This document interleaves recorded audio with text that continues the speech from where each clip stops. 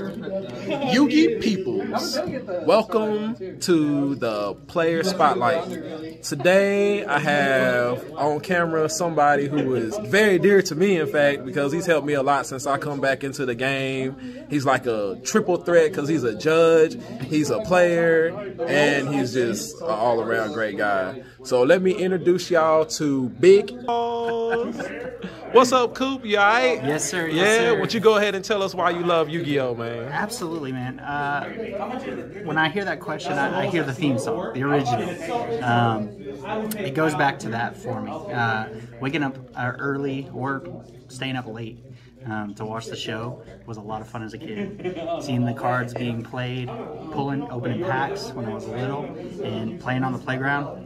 Oh yeah, that's when it was that, man. The playground Yu-Gi-Oh, where we didn't tribute or nothing like that, activating trap cards in the hand and all kinds of stuff, man. It was, if you drew the Dark Magician, you summoned the Dark Magician. Those were the good old days right there. The good days. Man, you know, back then I actually I had traded my Summon Skull for a Dark Magician, and later on, like playing competitively, I was like, man, that's probably one of the worst things I could have ever did. These both have like almost the same exact stats, and this requires one less tribute.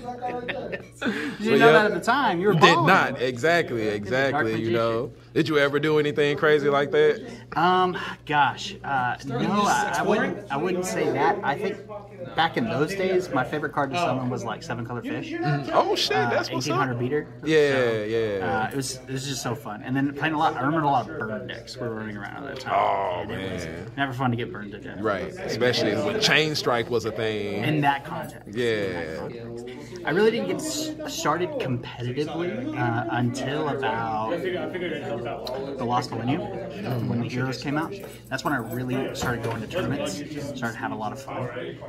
And I was dead set on playing Heroes because it was GX around that time. Right. I received the GX Dual Disc for my birthday. Oh, sure. And I actually took that to my first tournament. Oh, yeah? So you took the Dual Disc to you. Did you actually play on it in the tournament? Yes, I did. Were people trying to get it from you? No. So people were like playing on tables. And I was like, what are you doing? Why are you playing on a table?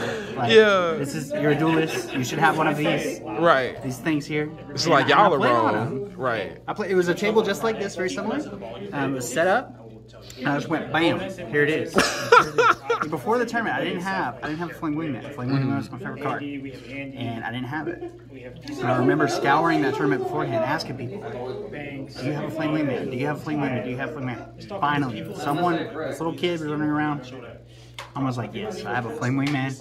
I'm going to give him the Flame Wingman. So I got the Flame Wingman. That's what's up. I remember thinking in that moment, it's game over. I've just won the tournament. Yeah. Everything's, it's finished. Right.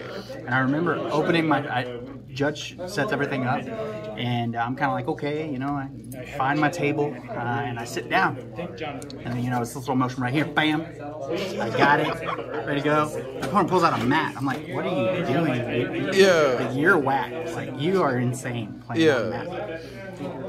And he goes, you can go first, man. He's like having a good time. He's a young adult at this time, and like, he's like kind of taking it easy on me. And he goes, you can go first, right? I look at my hand. It's Polymerization versus Stinatrix, and I think Emergency Call as well. So I went and got the Avion. I said, it's over, dude. Like, it's game over. And I go, Polymerization. And I summoned the Flame Wingman. I'm like, this dude's done. He's toasted. Like, he's done. He passes to him. And he goes, main phase. And I'm like, yeah. It's rulebook stuff, whatever. He goes, set a monster in defense mode. And I'm like, that's it? Yeah. He goes, set 2, pass turn. And I'm like, you're not even threatening me. It's not even a problem. Right. I go draw for turn. I go battle phase. I don't need to know anything. I got my boss monster on play. So I go attack your face down monster. And I'm like, I'm cool. Like, he doesn't realize that Flame Wingman's got an effect. Right? Like, and damage is going down. Yeah. Flips it over. This is the moment where I learned that competitive Yu-Gi-Oh! Is very different than the show. It was a realization. I flipped over Spirit Reaper. Oh, shoot. It's like, no, I can't kill that thing. And I asked him out loud. I said, how do I kill this? What do you mean it can't be destroyed by battle? Right. I don't understand. Yeah. And I found out after that day. So I just filled with so many memories. Getting back to the question, so many friendships have been made along the way. Right. So many cool cards have been collected. Right. It's just a part of my life, and I'm very thankful for every second of this ride. That's what's up, man. That's what's up. I like that story too, man, because I know we all have our first tournament story, you know, like what we learned when we went to our first tournament. Like I said, it was like, I learned it, Summon Skull is better than Dark Magician, and you learned that there are some things that cannot be destroyed by Flame Wingman. Well, yeah, all right, so, you know, that kind of lets us know what you're about to tell us your favorite archetype is. Yes, sir. Yes, sir. It's Heroes. It's Heroes. I played it then in my first tournament. I'm playing it now at this latest tournament that I was in. It's my main deck. And just the ability to play Heroes in so many different formats, in so many different ways and variations of the deck that have been made throughout the years, and still have some of those key cards that, like Stratos, for example, that span that length of time is important to me. So as long as it's relevant, I'm going to be playing Heroes in some form or fashion. I feel, you know, I was there when Stratos came out in the Shonen Jump magazine, and I actually had 3 of them, and I sold them for $900. Wow. At the tournament. Yep. I was just like, well, I guess win or lose, I made my money off of this. So yes, yeah, because people wanted those things, because Blade Man Turbo was gonna win that Shonen Jump for sure, and it did. Yes, it was. All right. All right, so go ahead and show us some of your favorite cards from Heroes and let us know why you love them. Alrighty, well, oh shoot, speaking look at of the that man himself, nice playmat right there. Sir. Who is that on that playmat? Well, that's the Airman himself. There he goes. Stratos. There's a lot of people went into getting this playmat, and I'm very thankful for each one of them. Good friend Die Win, Pay to Win. Die Pay to Win, Pay to win. Helping me out, picking this up for me, and I'm picking it up from him. So that's what's it's up, a holy man. grail. Congratulations, bro. Yes, sir. We got to start it off. You'll be the envy of a lot of Hero players. So for Stratos, you talked about the Shonen Jump. You talked about the magazine, man. I remember pulling mine out of the magazine. I remember that competitive edge that it took my hero deck to the next level. And like I said, it was there in some of my original builds. It's a 3 of in my build now. A lot of people like different normal summons in the deck. I know Vion's a particular favorite of yours. For me, man, it's Stratos. I love Stratos. I feel you. That's my that's my first one. Okay. My second one here is Ferris. So this is a more modern card for the hero archetype, but it's your extender. It facilitates so many plays between the Vision Hero engine that it brings out on its own, and helps you put key cards like Shadow Mist or Mally in the graveyard to help you extend into plays. Playing this card, when I returned to Yu-Gi-Oh! A couple of years back, so I took a little bit of a break, this was one of the first cards that I realized that I had summoned 5 monsters, or 3 monsters, and I haven't normal summoned yet. Right. You know, I could back my normal summon up back into the turn, and I realized how powerful that was playing this card. Plus, it's a Vision Hero, and what you're going to find throughout my 5 is that I really value the ability to play every type of hero in the build that I'm playing. I feel you. So, considering that Ferris, you know, people normally special summon him, have you ever tribute summoned Ferris?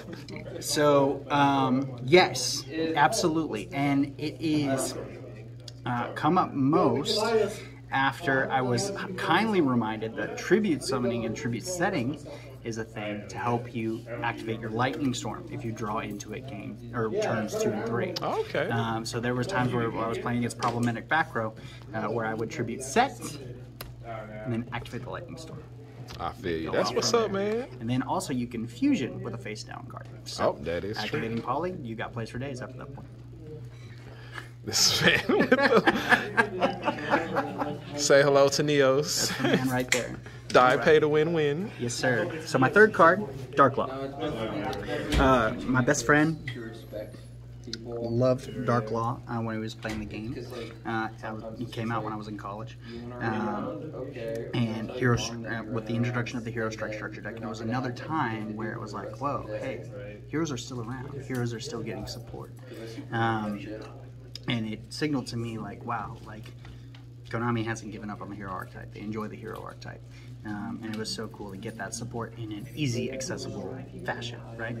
And as I began playing the deck more and more in the more modern formats, a lot of people came to associate Dark Law with my play.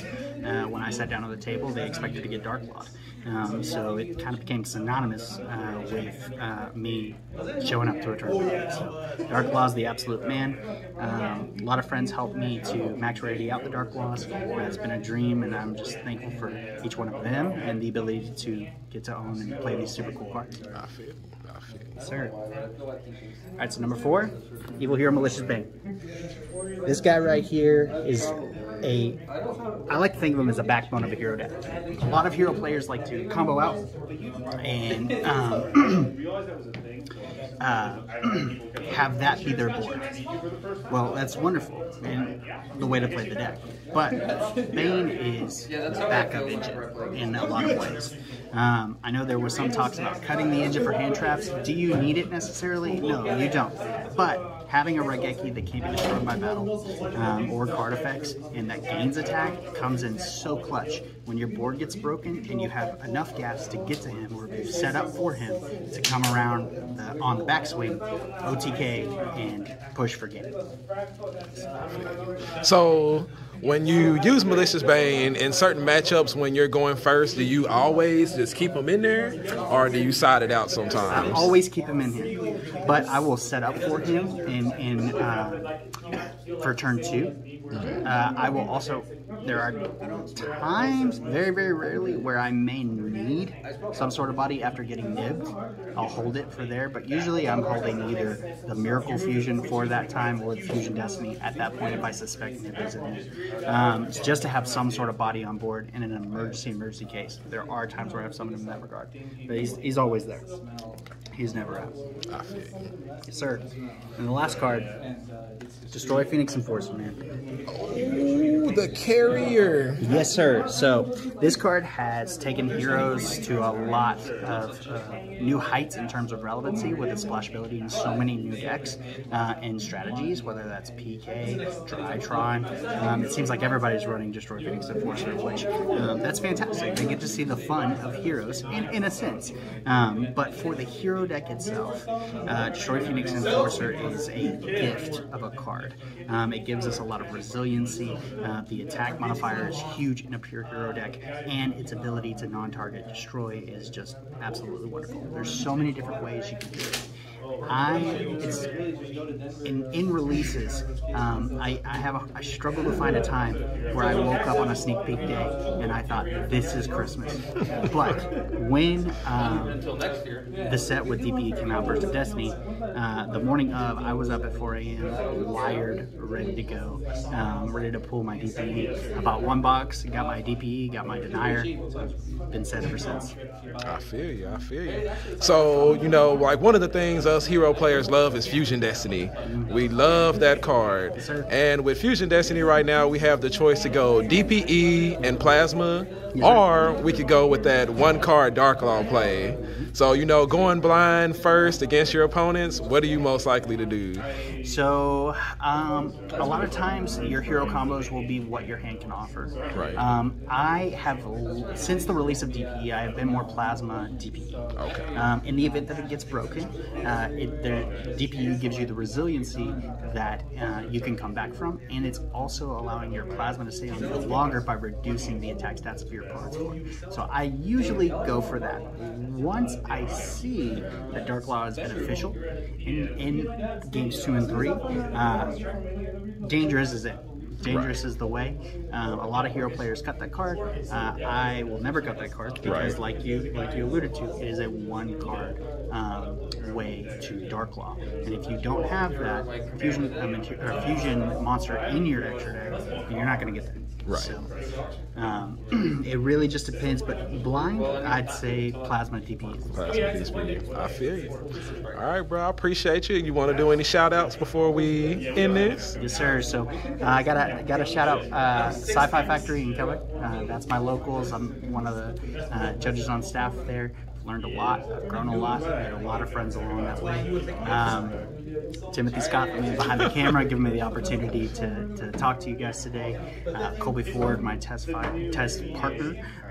Di Wynn, Jess Spruill, just the crew. They're all amazing people. And it's so awesome to get to learn and grow together in the DFW community. Right, man. I really appreciate you too, man, because, coming back to the game, I had to learn a lot, and I have to say your hero play and inspiration and stuff has brought me a long way. Everything that you taught me and helped me with, man, I have to say I really appreciate it. Big Hero 6, right? Sure. Yep. If y'all see this man, this is Big Hero 6, and that's what he's gonna go by now. All right. Appreciate y'all. Timothy motherfucking Scott out.